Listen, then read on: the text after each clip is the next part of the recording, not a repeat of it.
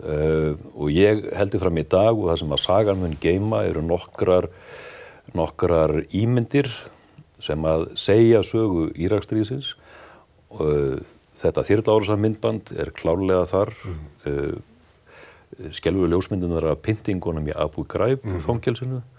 Þetta eru þær ímyndir sem munu merkja þetta Íraksstríð, nákvæmlega eins og napalmstúlkan mun alltaf vera eina sterkustu ímyndu Víetnamstríðsins. Grimmdin, miskunnarleysið, talstöðasamband þyrluflugmannanna sem eru í skeytingarleysi eins og í tölvuleik að salla niður fólk með sprengikúlum úr fullkomnu öryggi og saklausa borgara.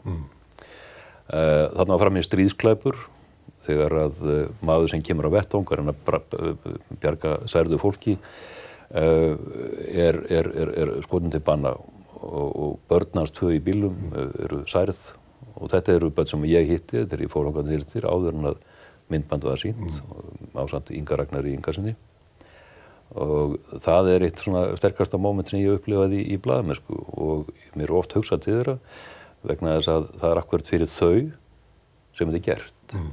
Sannleikurinn varð að koma fram. Og þarna fengu þau sannleikan það hvernig faðir þeirra lést og var hreinlega myrtur í stríðsklæp sem enginn hefur enn þurft að sæta ábyrgð fyrir. En þetta gerir þetta einhvers virði að standa í þessu þegar maður upplifir slík moment.